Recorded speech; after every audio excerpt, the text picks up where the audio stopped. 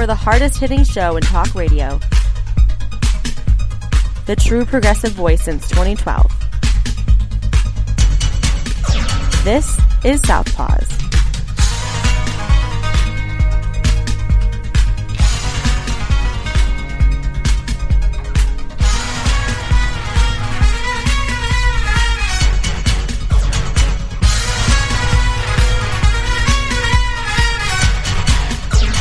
And welcome to Southpaws on the Pacifica Radio Network. We are the leaders of the revolution. My name is Darren Gibson, and I'm your co-host. I'm Katy Steele.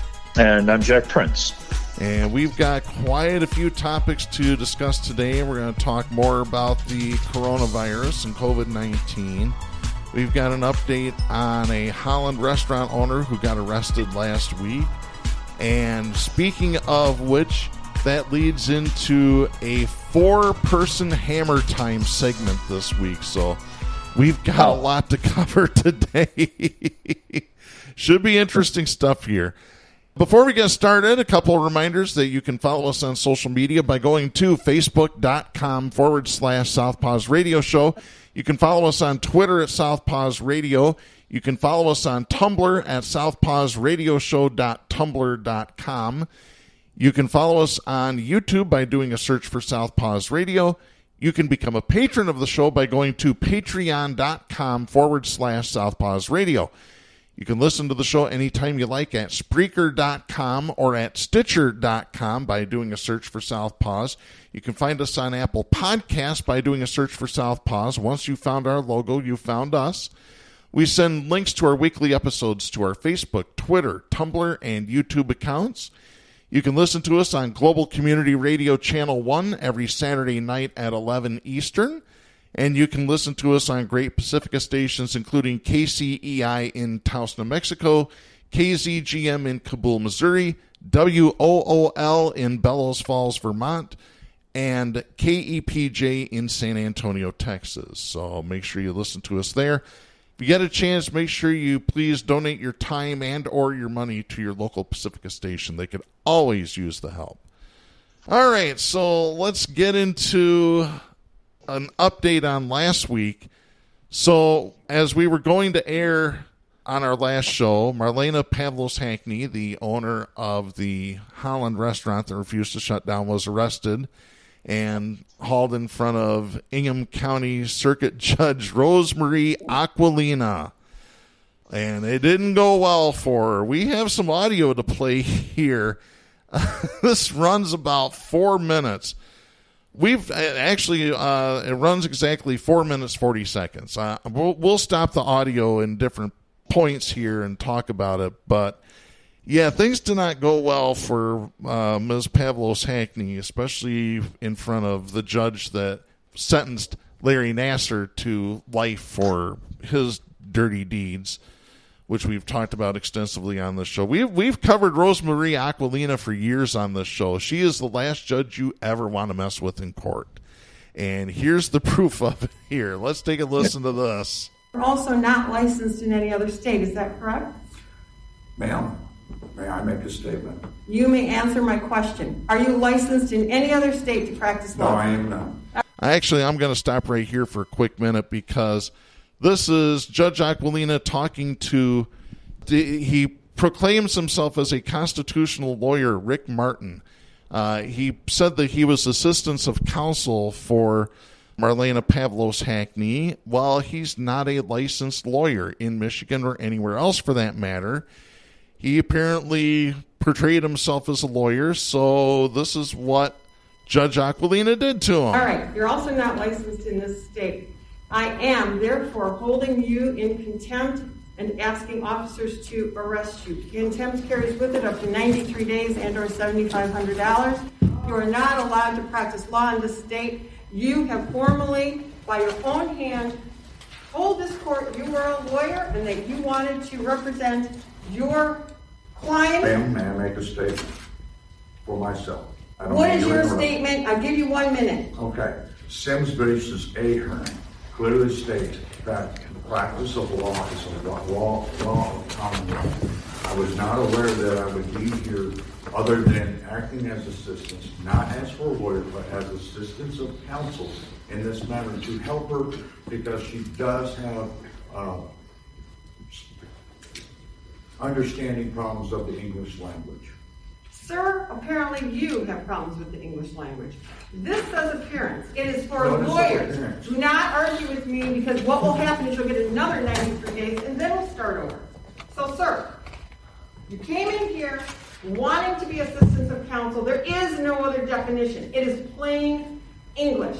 You can cite cases all day to me. You're entitled to a hearing. Your rights remain intact. But for today's purposes, you are under arrest for contempt of court, this court.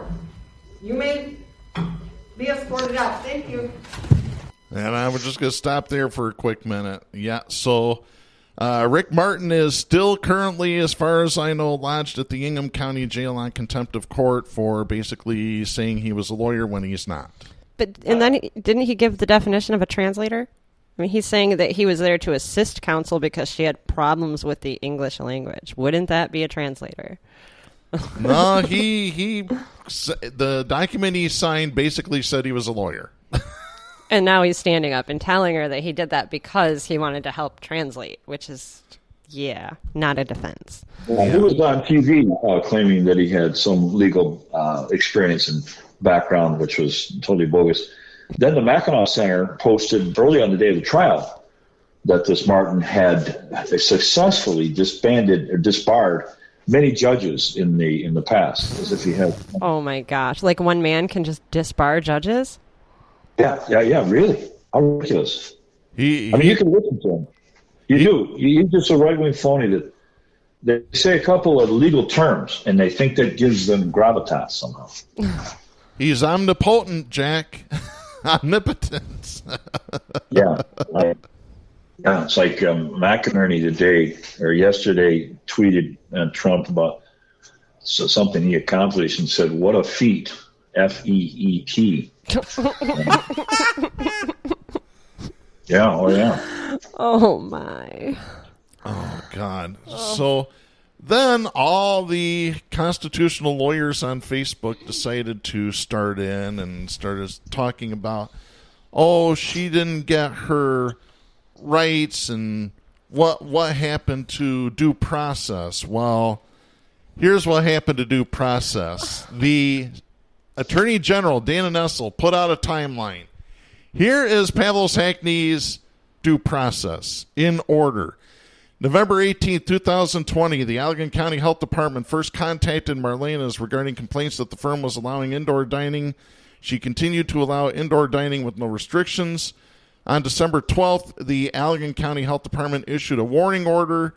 3 days later, they issued a cease and desist. On December 30th, the Michigan Department of Agriculture and Rural Development, the agency that issues food service licenses, also issued a cease and desist order. On January 20th of 2021, the Michigan Department of Agriculture and Rural Development issued an emergency summary suspension order, and they list 2 laws on the books to back that up. MCL 289.4125. Why haven't they shot her by now? I need to understand why they have not shot her by now, because everybody she knows, all of her supporters have completely, justified shooting somebody for way less than any of these things. Oh, exactly. And the other law cited MCL 24.292. So the day after the emergency summary suspension order was issued, the Allegan County Health Department delivered the suspension order to her. She refused to take it. So then they shot her? No. Okay. January 29th, Michigan Department of Agriculture and Rural Development employees again delivered the MDARD summary suspension order. That was when they shot her, right? No, and left it at the establishment. So 3 days later, February 1st, she had a hearing in front of Administrative Law Judge Lauren Van Steele. Maybe they put one in her leg at this point? No. No, okay. February 11th, the Administrative Law Judge Lauren Van Steele issued her decision and order continuing the summary suspension. 5 days later, the Allegan County Health Department confirmed that Pavlos-Hackney received the decision and order and again asked her to work with them to come into compliance. She refused. You're telling me they still haven't accidentally shot her yet? Not yet. 2 days later, Pavlos-Hackney informed the Allegan County Health Department that inspectors from that agency and the Michigan Department of Agriculture and Rural Development were not welcome in her restaurant. February 24th, MDARD filed a summons and complaint, motion for temporary restraining order, and brief in support. Judge Stokes issued the temporary restraining order the following day. The day after the restraining order was issued, it was served on Pavlos-Hackney at the restaurant. 3 days later, a motion for contempt was filed because she had not shut the restaurant down yet. Has she even been thrown to the ground and had her neck stomped on? No. None of that? None of that. No, I can't breathe? Nope. Oh, okay. March 2nd, motion for contempt personally served on Pavlos-Hackney at the establishment. 2 days later, there was a hearing in front of Judge Stokes. Judge Stokes ordered the temporary restraining order to be converted to a preliminary injunction, immediately fined the establishment $7,500, and indicated that a bench warrant would be issued. But still didn't shoot her. Still didn't shoot her. Or put the knee on the neck or anything like that. Right. She's still breathing. The written order followed the hearing, indicating that Pavlos-Hackney would be incarcerated unless and until she complied. The bench warrant was signed. The following day, the Michigan Department of Agriculture and Rural Development filed a notice to the court that the restaurant was still operating. A bench warrant was provided by the court to law enforcement. On March 10th, MDARD contacted the Michigan State Police. They reached out to her to provide her an opportunity to turn herself in. Oh, that's so nice. They reached out to her to provide her an opportunity to turn herself in. Yeah. Mm-hmm. How great of them. How magnanimous. That's so nice. After they didn't shoot her, didn't step on her, didn't suffocate her, didn't kill her, they're going to reach out to her. Mm-hmm. Well, Katy, you got to shoot 4 or 5 people before. Well, I guess that won't qualify either. Yeah. So. Yeah.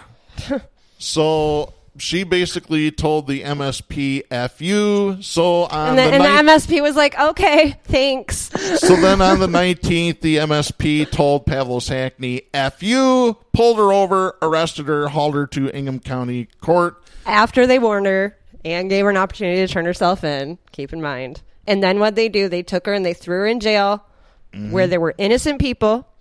I have got a real problem with that because they knew she wasn't protecting herself. She wasn't wearing a mask. She wasn't being careful. And what they do, they went and risked everybody's life in jail. Mm-hmm. So, yeah, I know a lot of people are like, yeah, just throw these people in jail. But don't forget there's innocent people there, too.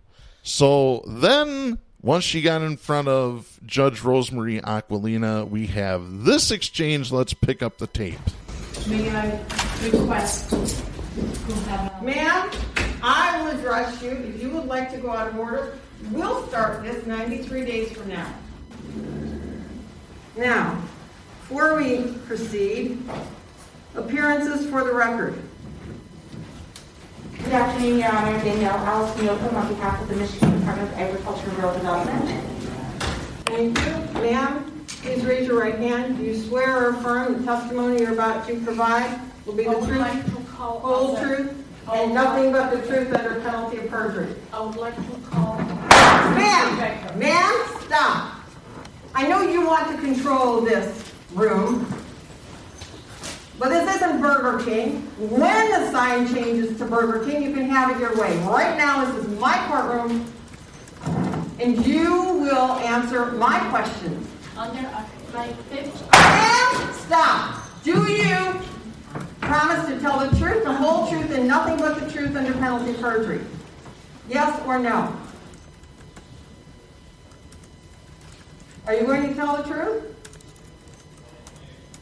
All right, I'll take that as silence. I understand her attorney is on here. Where is her attorney? Mr. J. Becker.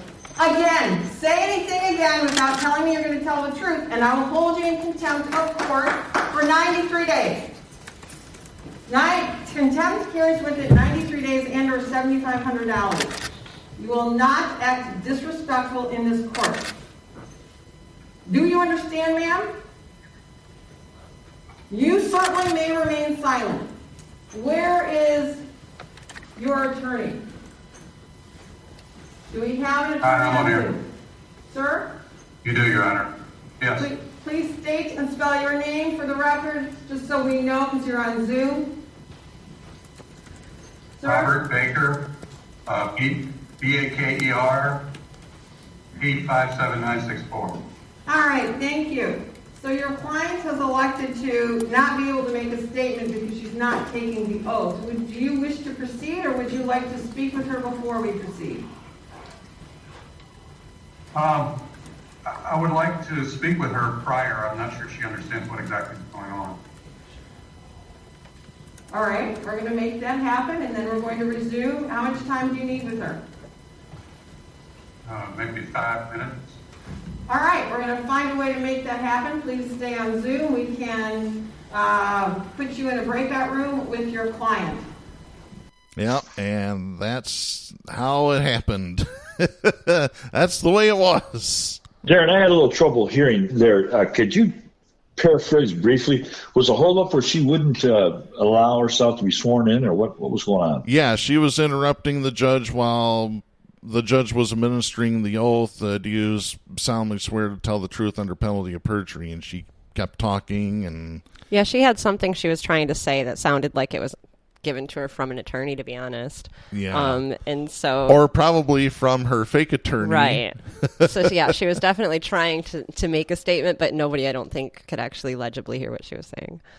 So she never agreed to even swearing in? No, she wouldn't even say, she would not say yes when the judge was asking if she would speak honestly. And then she kept trying to talk, and the judge was like, no, if you're not going to, make the oath that you're going to swear to tell the truth, you don't get to say a word. Mm-hmm. Yep. So after the hearing, apparently her attorney talked to her and said, hey, you better let me handle things right now. And doesn't make you look good when you won't even promise to tell the truth. Yeah. Well, what was that, Jack? I said, for starters, that's the wrong foot in court to refuse to tell the truth. I mean, that should have nullified her. I think even legally, I don't know if they even have to entertain her then. But, yeah, I think that's what she was saying. Basically, you don't get to talk if you're not going to tell the truth. Then. Yeah, exactly. Well, here's the thing, and it appears that Mrs. Pavlos-Hackney may not be a very nice person, at least according to a post that looked like it was on Reddit. It was shared to Twitter. Somebody claiming to be her stepson got on Reddit and lit her big time. Accused her of leaving her first husband to have an affair with the stepson's father, broke up their marriage, etc., etc. Then another allegation that was made in this Reddit post, according to this person claiming to be the stepson, was that the father took a picture of a transgender person inside the restaurant without their knowledge and then started making fun of said transgender person. And for that matter, all transgender people. Yeah. Again, these are allegations. We have no way of confirming them, but if this person does turn out to be her stepson and any of this is true, ouch. Oh boy. Yeah. So that leads into our Hammer Time segment, so we need the music. Hammer time. Yeah, it's Hammer Time. It's time to drop the hammer on the douchebag of the week. It's a double-double, 4 douchebags this week. They are in order: State Representative Mary Whitehead, State Senator Roger Victory, State Senator Aric Nesbitt, and State Representative Stephen Johnson, or as I like to call them, violent conservatives. They win the award this week for attempting to make a martyr out of Marlena Pavlos-Hackney. And we have this story. This is Donovan Long and Rick Albin writing for Wood Television out of Holland. Signs decorate the front of Marlena's Bistro and Pizzeria in Holland, calling for the owner to be free. Owner Marlena Pavlos-Hackney was jailed Friday after first flouting the state's most recent dine-in ban and then a suspension of her food license. As supporters call for the state to reopen the restaurant, owners of other restaurants around the area are calling on their competitors to follow the rules.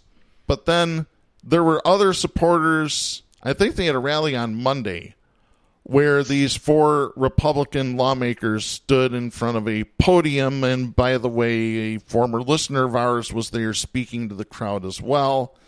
Also, supposed future congressional candidate Audra Johnson, the maggot bride, was out there as well and was interviewed by Wood TV.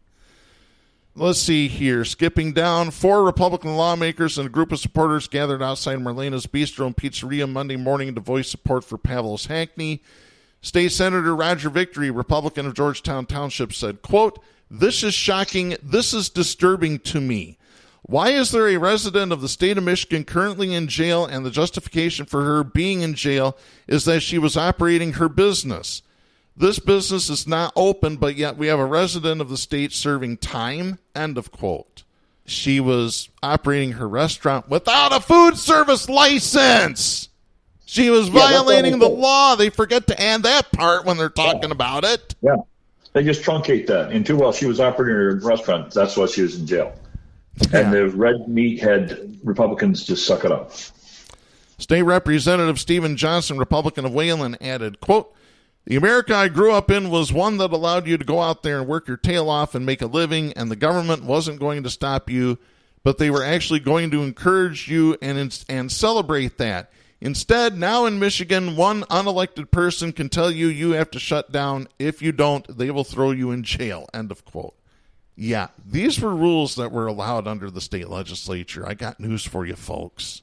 I'm pretty sure the state legislature allowed the setup of the Michigan Department of Health and Human Services and the Michigan Department of Agriculture and Rural Development.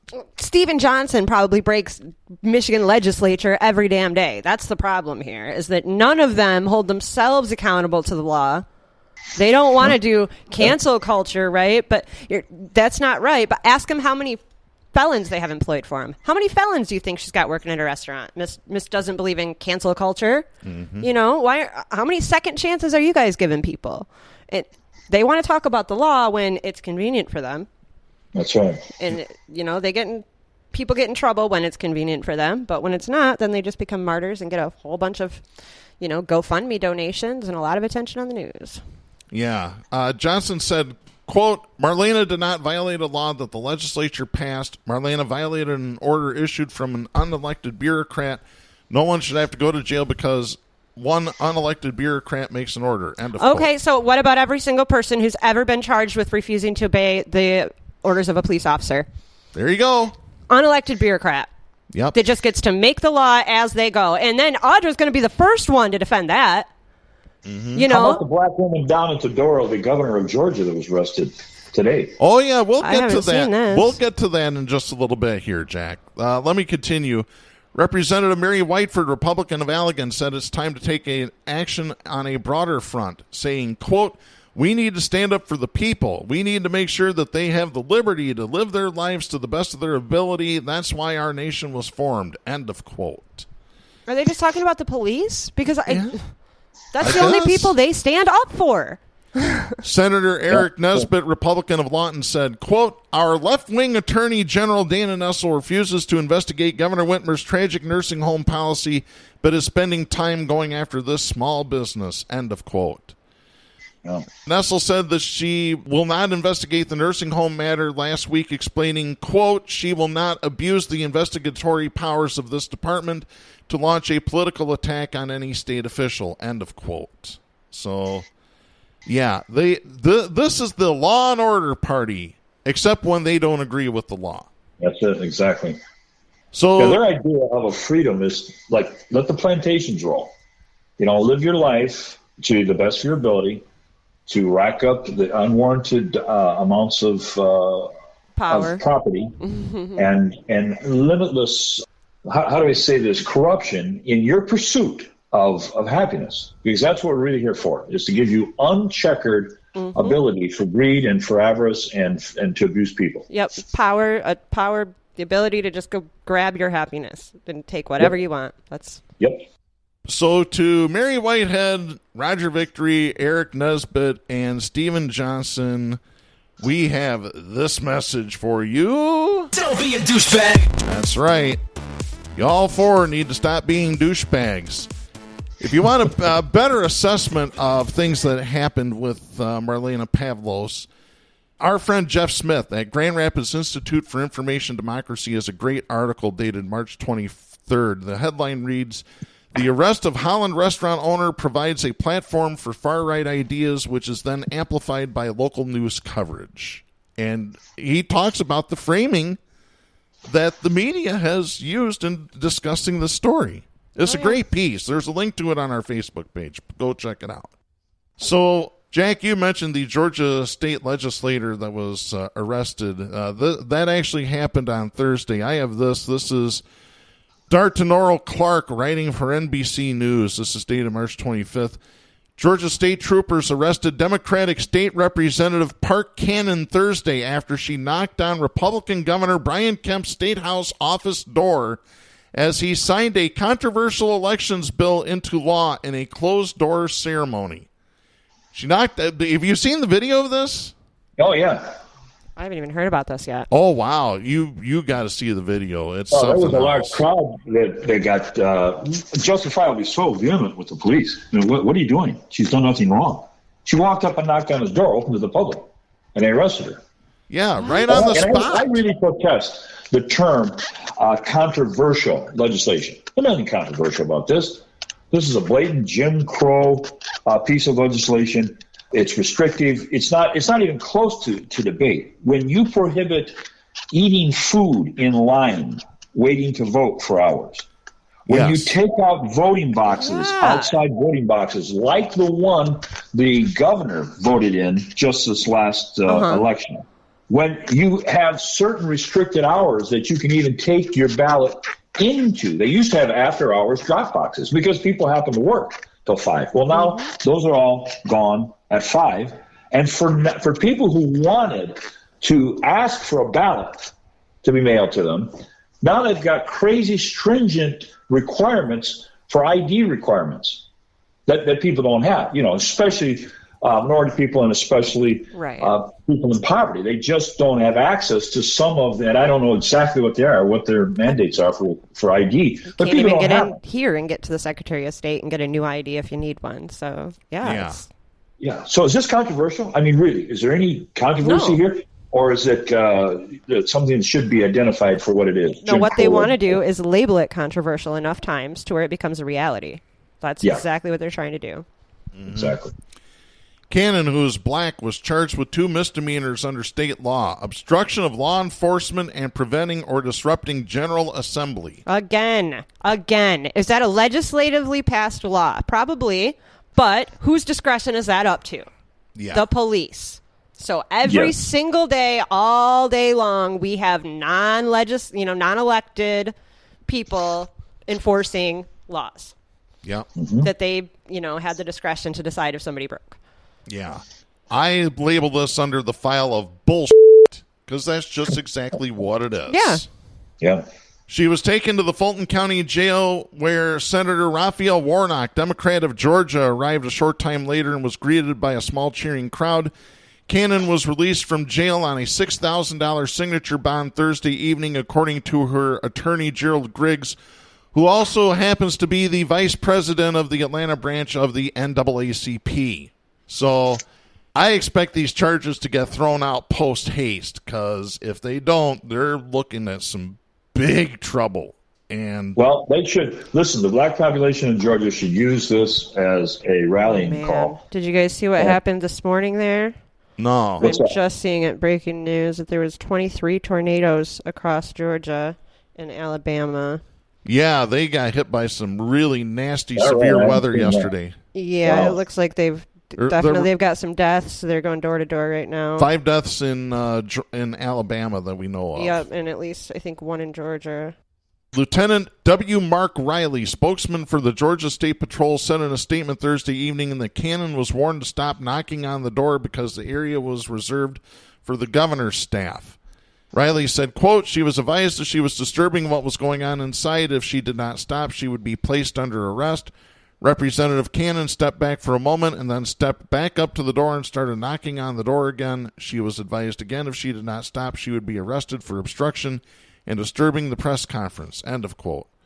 Cannon was among several people who were protesting Thursday at the State House after passage of stricter limits on voting, which followed weeks of debate in the Georgia legislature. The new law adds a host of restrictions, including changes in identification requirements for mail voting and making it illegal to bring food or water to voters in line waiting to cast a ballot. It also cuts the time to request an absentee ballot. It reduces the number of drop boxes. And it pulls authority from the Secretary of State and gives the power to the state legislature.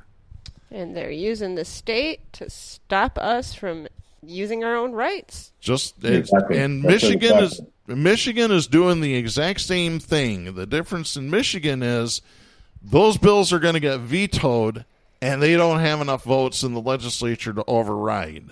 The problem in Georgia is too many violent conservatives. The white, violent conservatives, racist in Georgia and across the South are so pissed off that they not only lost the election, obviously, but that they were thwarted at the steps of the Capitol on the 6th, and that they have gotten a black eye over that. They know that if they don't structure with the increasing migration of northern people to Georgia and Arizona and Nevada, if they don't structure a framework, a firewall, to protect themselves and reduce the black vote, that it's over. Now, what's happening right now, not just in Georgia, but as you said, in Michigan, but many states, there's, I think, 400 or 500 bills, very, very related to the one that we're talking about right now. That is as destructive to democracy as what took place on the steps of the Capitol. It's just that they've decided, let's go to the paper route. That'll be our battlefield. It doesn't evoke the emotion. People can't watch these pieces of legislation. They're not going to sit up and watch them be passed in the House. So we'll get our way one way or the other. There needs to be some progressive stand up and say, you need to stand against this as vehemently as you did the insurrectionists, because they will cut your democratic throat, if they haven't already, if we don't. This is where I think the big issue comes in with them having already bought off the progressives. You know, I've started a huge storm this week about organizers and how organizing in general upholds capitalism and white supremacy. Yeah.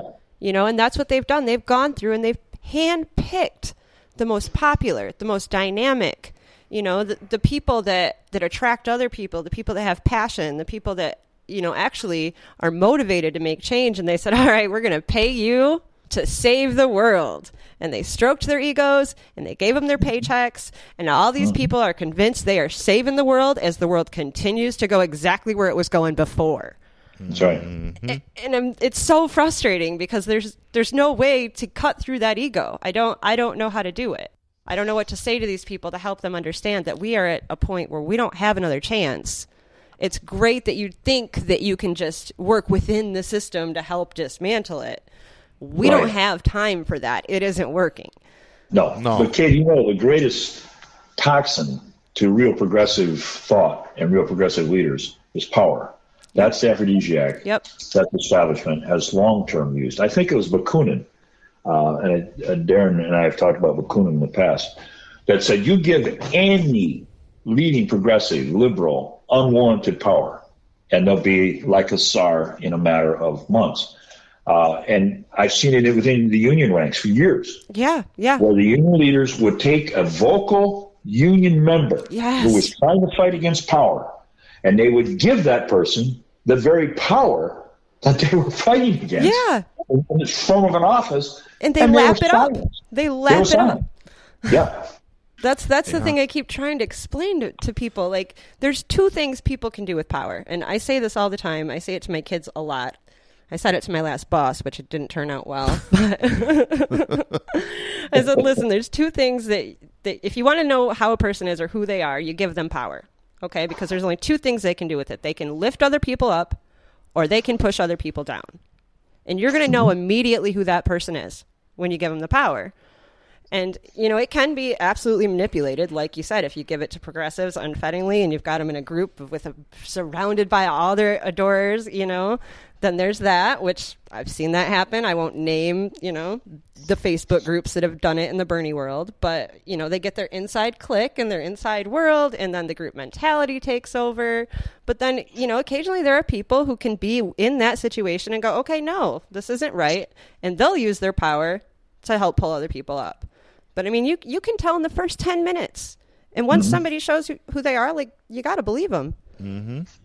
Sorry. You know, Jack, we saw that on 44th Street, didn't we? Oh.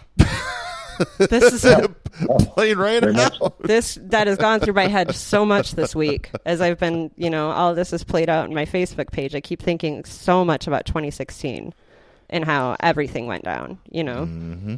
I don't know. Sometimes we can be our own worst enemies. And that's a big criticism that I have had within different ranks is, look, you're alienating allies by acting in the way that you are. You're not helping the cause. You're hurting the cause by alienating people. Mm-hmm. But people, if, they're caught up enough in their ego, they might not see it that way. And if they've got 10 friends that are going to agree with them, then you have no hope. Like, they won't hear you. Yeah.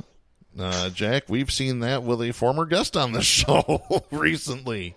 Well, we got plenty of examples of it throughout our whole lives. I mean, really. Yeah. And the ideals, my generation itself is a microcosm. My generation, unlike maybe others, but not all young people, have ideals. The 60s revolution, the protests against the Vietnam War. Mm-hmm. And then I can even give you names of leaders, the guys in Chicago that turned out as stock traders. Within years after standing in the ranks there in Chicago in '68. Even everybody up to the Reverend Jesse Jackson, Jack. Did they completely throw themselves like under the bus, or were they complete sellouts? Not completely, but enough of a sellout to where progress wasn't made. Yeah, enough of a sellout, like you said, so that other people considered that path as viable. Right. Mm-hmm. That might be a topic for a show one of these days, just to talk about how organizers can just self-sabotage what they want to do or what they want to try to accomplish. You guys are younger, but see, tie-dye shirts were big as almost a uniform for progressives. Right. The tie-dye, the undershirt, you'd put dye on and it would come out. Yeah. Oh, yeah. My kids are doing it now. And it didn't take any money. It was almost a sign of, that you didn't have any money. You didn't dress up like the preppies. We call them preppies. So you had a tie-dye shirt on.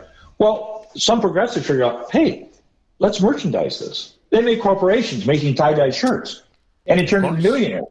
It's a small example, but it is an example. Yeah, they take those things and they use it to uphold the system that it was created to actually fight against. Yeah. Yep. Every time. It's so and that's what I keep trying to tell people, and then they always want to pull out the name of this newer positive organization, right? And there's always one.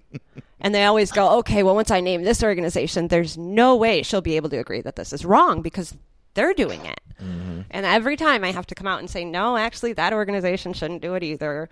Right. And a bunch of people are like, oh, how dare she say that? And I'm like, no, it's a general critique of a general strategy problem that we have to stop doing.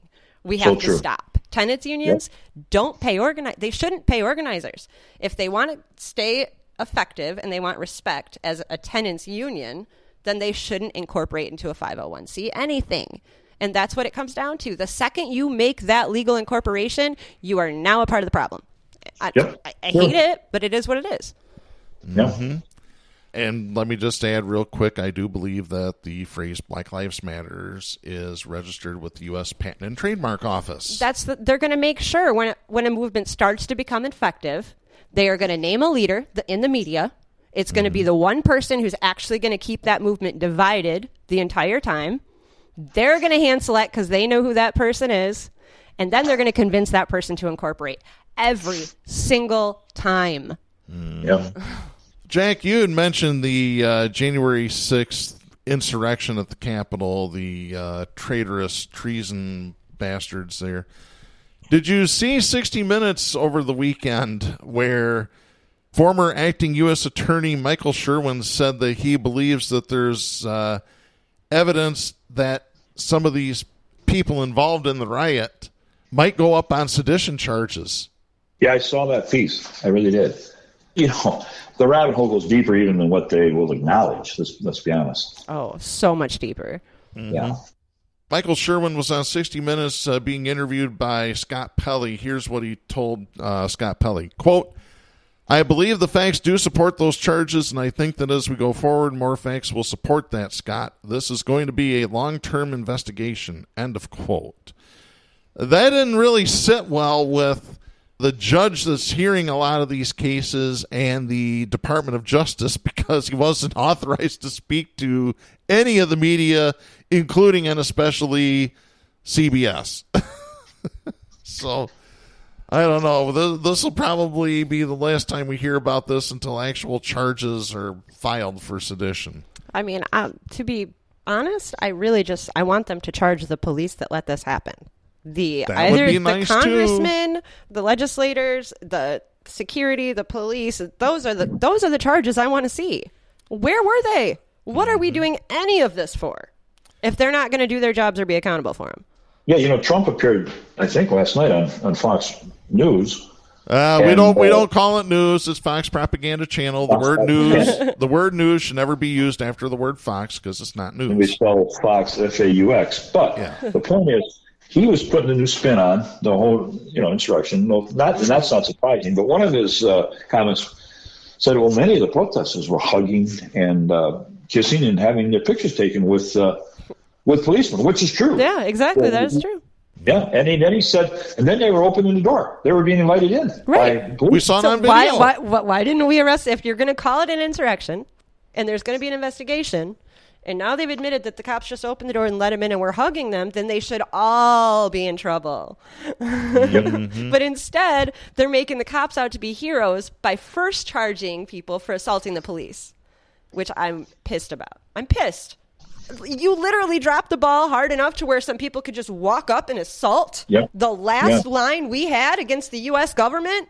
Mm-hmm. And you're going after the people and not the people that dropped the ball? Like, there's no sense in that. And the fact that we're letting it happen is we all deserve what we get at this point. Yeah.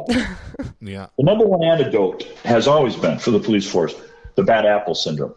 There's just a few bad apples. And all you have to do to counteract that is define for the knuckleheads systemic, because they really don't understand what systemic means. Right. If you say this is indicative of something being systemic, you've lost them already. So they continue to cling to, there's just a couple guys that will kneel on the throat of a victim for 45 minutes or whatever the hell. The rest of us just won't turn those guys in. Yep. And I know good policemen. Remember, I know, I got a friend. Yep. I got a buddy. Yep. My friend's a police. My dad's a police. My uncle, my grandpa's a police officer. Yep. Yep. And they're all bastards, by the way. Yep. By the way, Sherwin was asked about whether Trump could possibly face charges criminally. I think it's clear Trump could never possibly face charges, because if he's gotten this far and hasn't faced them, then we can't ask these stupid ass questions anymore. I'm sorry. I got to stop talking for a minute. Sherwin said, quote, now the question is he criminally culpable for everything that happened during the siege, during the breach? End of quote. The question is, anybody on his level criminally culpable for anything? How about the level underneath him? Because I haven't seen it. Like Marjorie Taylor Greene or anybody. Lauren What about Boebert? Governors? We've yet to see them actually be accountable for anything. No, and where's this wave of lawsuits coming from New York, coming from Georgia?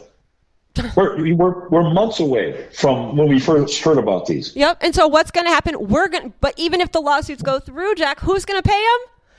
Us. Yeah, sure. We will be the only ones ever held accountable for any of this, and we sit back and watch it like it's as entertaining as soap operas used to be. Like those did not cost me nearly as much as this crap that we're watching now. Yeah. Oh boy. And I want to get to this story here. This is Colleen Long writing for the Associated Press. Came out this morning that Dominion Voting Systems has filed a $1.6 billion defamation lawsuit against Fox Propaganda Channel this morning.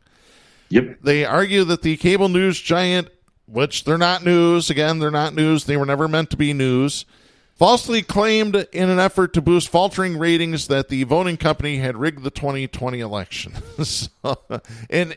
Speaking of, have you seen Sidney Powell? Sidney Powell, you got to be crazy to believe me, so I can say anything I want. No reasonable person would even take what I said seriously. Well, here's why she's saying this. This is going to be the defense that she uses at her trial because Dominion's suing her for $2.7 billion. Yeah. She's going to try and use the same excuse that Larry Flint used when he was sued by Jerry Falwell. Here's the difference. When Larry Flynt published the fake Campari ad in Hustler magazine, it was clearly labeled parody, not to be taken seriously. Sidney Powell did not make that disclaimer on Fox at any time whatsoever. She's screwed. She's saying her existence is the disclaimer. Are you saying that she's a parody, not to be taken seriously? I think that's what her defense is, to be honest. Yeah, use it. Oh, God. In a statement, Fox Propaganda Channel said, quote, Fox Propaganda Media is proud of our 2020 election coverage, which stands in the highest tradition of American journalism, and we will vigorously defend against this baseless lawsuit in court, end of quote. No, let me just talk here as an actual journalist who has a degree from a college that says Bachelor of Science Journalism. Fox is not journalism. Period. End of story. They might have the degree, but they're not engaging in the process. You want actual journalism? Go back to the 60s and look at Walter Cronkite and CBS News. There you go. That's journalism. Not what you see on the cable channels. Not MSNBC. CNN used to be. Then they decided, we need to follow the same path that everybody else is going down so we can get more viewers. Well, its objective was stated when it was formed. It was to be a Republican Party platform. But yeah, imagine now you've got media that pushes Fox into the middle on the political spectrum. Yeah, into the middle compared to some of these other nutballs. Oh, you mean like Newsmax and OANN? Yeah, those violent conservative nut jobs. This is a story. I mentioned this to Katy before we started recording. By the way, we're recording the show on Friday, March 26, 2021. A friend of ours, a former guest, Dean Vanderstel, who ran for Congress as a Democrat for the 2nd Congressional back in 2014, put me onto this story. There's farmers in Florida that want to spray a known neurotoxin on their citrus trees to keep them from getting disease. This is a chemical that's been banned in 100 countries. But not here. No, the EPA... It is banned here right now. No, it isn't. The EPA cleared the way. Let me read this. Have we looked to see it? I bet they're using it here. Oh, yeah. It's got to be in the apple orchards. If there is a chemical, they are using it for sure. They're going to use it. Exactly. Wow. Hey, a neurotoxin. The myrtleol, which is mercury. That's a fancy word for mercury. That's in all of our water. Was put in, the aerosol was in vaccinations, supposedly innocuous evacuations for decades. And somebody said, wait a second, it's the aerosol, what the hell is it? It's mercury. Absolute, the worst neurotoxin. I remember playing with mercury on my school desk when I was a kid, Darren. Yeah, they told us we were never allowed to because they knew by the time I was in grade school that it was a neurotoxin, but... No, I played with it, and I can tell it did damage, Stop it. Look at all the things that we had that we don't use anymore. Mercury being one of them.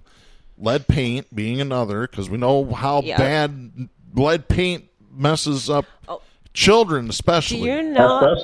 Asbestos. Is another one. Oh, two things. Number one, I just saw a truck 2 days ago. DeVos Installation. Oh, brother. DeVos Insulation. I swear to God. Oh, I know. Brother. Yeah. DeVos has been so there was DeVos Insulation. What was the other one? The lead paint. I found an antique photo of downtown Grand Rapids, and there was an advertisement right off of, I want to say it was right by Monroe, one of the big buildings, for DeVoe lead paint. DEVOE. They were a huge lead paint supplier, and I just thought it was so funny that their name was only one different, or letter was one different letter from DeVos. One letter different, yeah. Oh it was put in the gasoline, and there was no reason for it to be put into gas. I mean, lead. Think about it. There's nothing that's more non-combustible than lead. Remember the old saying? That's like a lead balloon? Yeah. Because it doesn't go anywhere. But so put lead in the gas. They estimated tons and tons of lead that were distributed at any main intersection in Grand Rapids over those decades that it was put into gas, that lead was just spread around an intersection as cars sat there and idled. And you remember why lead was put in gasoline, the excuse, right? It stopped the ping. Stop knocking and pinging in your engine. What? Yeah, which is ridiculous. Absurd. Yeah, that was the excuse. And it was one company out in Wyoming or Montana, I think, called Anaconda. Somewhere near Cheney. And Now now our natural gas company is Anacard. Is it the same state? Anacard. It's here now. It's right by the airport. Anadarko. It's probably a synonym. I mean, Anaconda was just one company that bought enough lawyers and put the propaganda out that it was fine, and it lasted for 20, 30 years. Oh, wow. Now closed. It's a big toxic lake sitting out in the middle of Montana. Oh, my God. Anaconda Copper Mine. There it is. Yep. They had 2 mines, one in Montana, one in Nevada. Oh, wow. Yeah, I read a study about it. I'm going to definitely check that out. Thanks for the heads up, because I haven't heard about that at all. Yeah, they closed in 1983, according to Wikipedia. We definitely had copper mines in northern Michigan, so I would not be surprised if there were similarities there. Among all the other mines, the things that we've mined, iron ore being a big one. Oh, but fluoride was put in our water, too.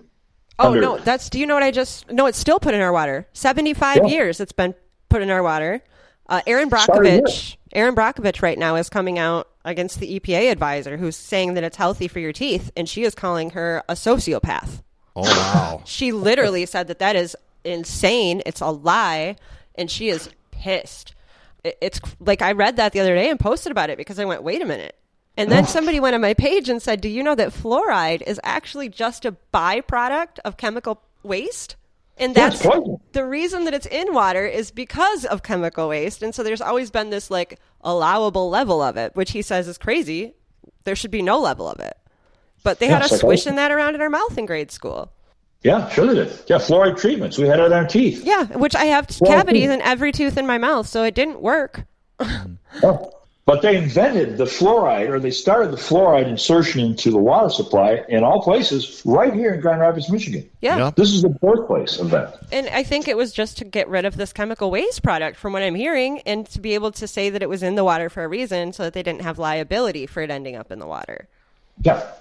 Then they caught some guy in Kentwood who accidentally tripled the amount of fluoride in the water. Spilled a bag or something. This is about 10 years ago. And he got a mild fine for it. Wow. I kind of vaguely remember that. We'll have to do some digging into that. Yeah. But here's the story. This is Valerie Vanderpayne writing for WGCU, which is Florida Public Radio. This is dated March 25th. In the final days of the Trump administration, the Environmental Protection Agency cleared the way for the use of the pesticide aldicarb, a known neurotoxin. Florida citrus growers want to use it to fight citrus greening.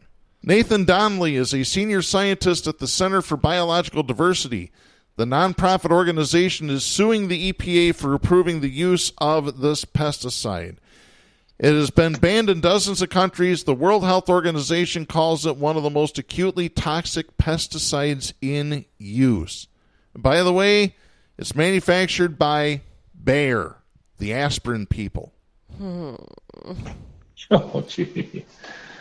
There's Germany. Yeah. I mean, with everything coming out right now about Agent Orange and the use of it from the U.S. military and all the veterans that are suffering with effects of that, every single thing that comes out new that's toxic, I wonder if it's to cover up old stuff. You know what I mean? So whenever I see stuff like this, I wonder if this is going to be like, oh, they know the Agent Orange thing is going to be coming out, so we got to get everybody using these chemicals again so that we can say it wasn't us. Mm-hmm.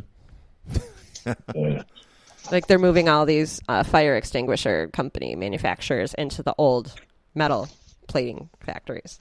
You know, because you'll never know the PFAS came from the metal plating factory if there's a fire foam that placed there now. Mm-hmm. That's very true. Michigan just put a warning on any game fish taken from the Great Lakes. Yeah. Just now when they should have done it 20 years ago? Yeah, they're finding levels of PFAS in rainbow smelt being taken out of Lake Superior. Oh, my gosh. Lake Superior is the deepest Great Lake we have. It absolutely is. And it's the cleanest one. If it is coming out of Superior, we are in serious trouble. Yeah. Well, oh, my gosh. Did you see what happened in Kalamazoo to the river? The sandbars there, or whatever they're calling them. They literally pushed all this sludge jacket. They said it's worse than the BP oil spill. Oh, jeez. They said it's going to kill decades, generations of water life in the Kalamazoo River. They have so much sludge. I mean, there was supposed to be 14 feet of water in the place where the guy was giving the interview, and there was sludge up over the level where the water is. Ew. And they're telling people don't step on it because it acts like quicksand. Yeah, it'll suck you right down. And keep in mind, I don't know what they're trying to do with this dredging project up here, but we should think real hard about it now that I'm seeing what just happened in Kalamazoo. Mm-hmm. It's going to suck us all down. Figuratively speaking, whether we step on it or not, the chemical profusion is going to suck us all in, I'm saying. We'll all be affected. I think the last I read, 99% of Americans have PFAS in their blood. Mm-hmm. Absolutely. 2045, we're going to have zero sperm count. That's what they're projecting. Yeah, I told people about that. This is our conversation last week. And they looked it up. They did the research because they're poo-pooing it. Oh, no, heck no, man. That's 20 years, man. What are we doing? Yeah. We don't know what we're doing. That's the thing. We're ignorant of it. Short answer. Yeah. Real quickly, we're starting to get low on time. There's a couple of stories I want to put the listeners on to so you can read it at your own time. We have an article on our Facebook page from the Associated Press. Claudia Lauer and Thalia Beatty write this on March 22nd. The headline, Transphobia and Hostility About Protesters in a Private Cop Group. This is a group of retired and current police officers in Pittsburgh, Pennsylvania. So definitely read that story. Cases of coronavirus are going up in Michigan. We're now third worst in the U.S. Most of it's coming from people in their 30s and 40s, not from older people who are getting vaccines. By the way, vaccines will be opening up April 5th. Get your vaccines, please.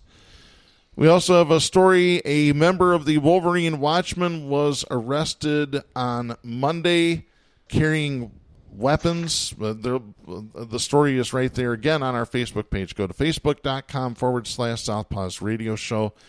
We also have one by Caitlin Palance and Marshall Cohen. Prosecutors allege Oath Keepers leader and Proud Boys coordinated before the Capitol attack. So that's another one that's going to be important. But I want to wrap things up with an off-the-cuff story. This is Randy Richardson writing for NBC News dated March 19th. Louis Tussauds Waxworks in San Antonio, Texas was forced to remove its statue of Donald Trump because visitors kept attacking it. The statue's been moved to the storage unit after museum guests repeatedly punched and scratched the figure, causing damage. Yeah, I heard they moved it to the White House. So if anybody wants to finish that off, that's where you can find it.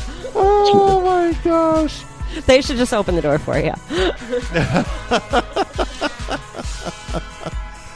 Oh, boy. Well, on that note, we better get out of here. I don't think we can do anything better than that. We're all punch happy now.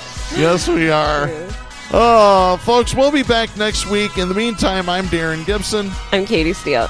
I'm Jack Prince. For Kristen Cook, please support independent media and the First Amendment. The stations that carry Southpaws do not necessarily share the opinions expressed on the show. Southpaws is protected by the First Amendment to the U.S. Constitution and is copyrighted by Big D Entertainment. All rights reserved.